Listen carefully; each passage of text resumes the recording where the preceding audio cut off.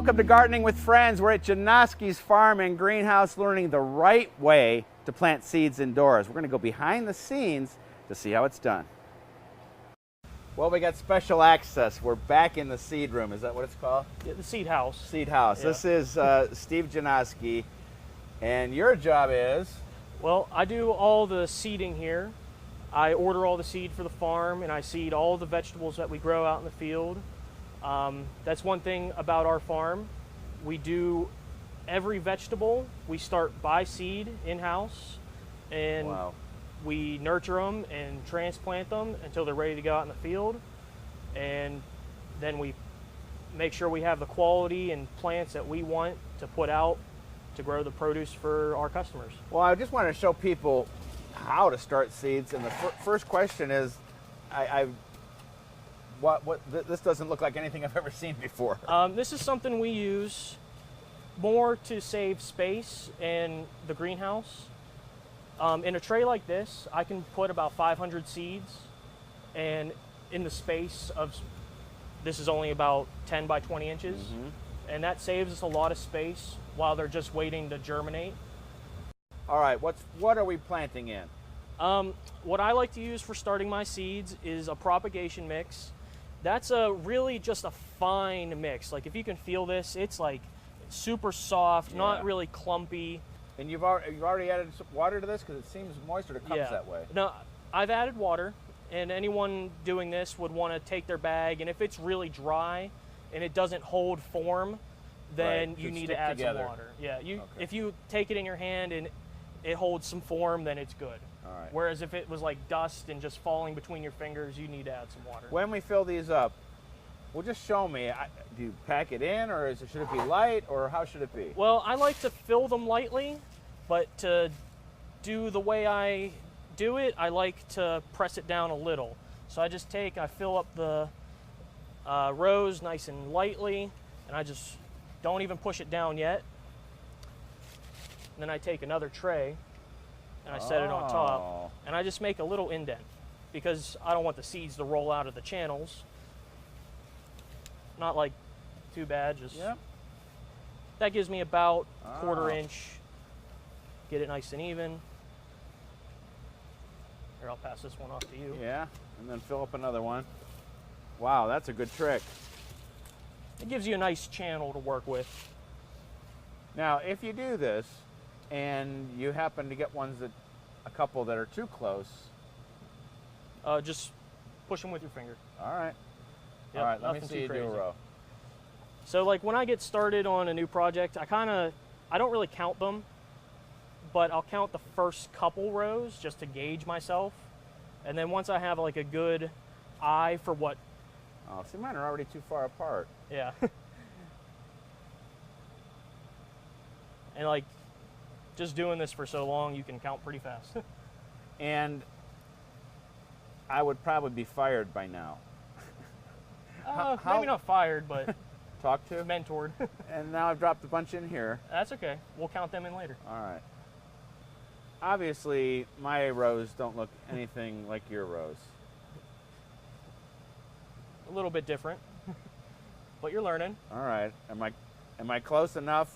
What should I concentrate on? I mean, just looking at that, you look good. Oh, really? Yep. Oh, boy. And I'm just taking these and kind of spreading them out. Yeah. I mean, that will happen. You'll get a little clump. You just spread them out with your fingers down the line. All right. So I sat here many days with your Uncle Dan, who unfortunately passed away. Did you ever foresee that this would be your job? Not at first, but as I got older, I realized that I really wanted to do this and be a part of what my family has going on here. All right, give me your expert evaluation of my rows. Pretty good. Oh, really? Wow. What stops you from getting to the end and just like, and just throwing them in? Because that's what I would do. I just don't have the patience or the.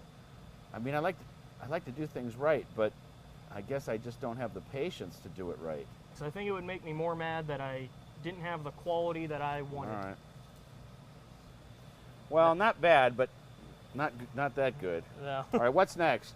Well, I was on autopilot, and I already started the next section because I just... How many flats were you doing a day? On a good day, I can do about 45, almost 50, and that's about 25,000 seeds. So you're taking your seed starting mix and you're just... Yeah. Once all the seeds are in, I take the seed starting mix and I pull it lightly over the top because we don't want to mess with the positioning of the seeds. We don't want them to roll on us or anything. Especially these.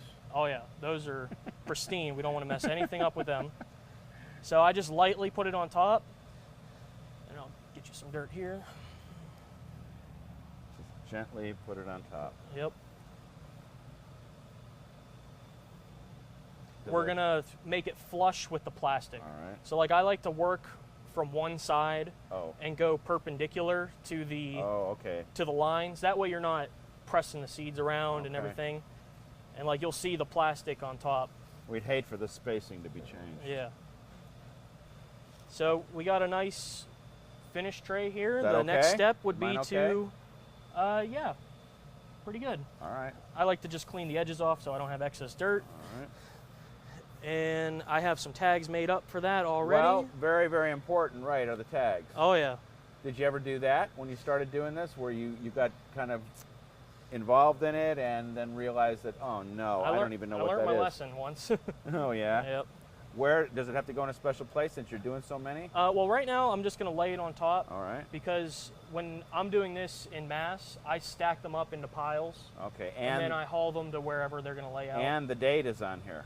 Yeah. Is that important? It is for me. Everything I seed, I label with the name and then the date. And then, like, if there's ever a problem, I have a log book that corresponds to all the dates. So I can look back and say, okay, I seeded this at this date.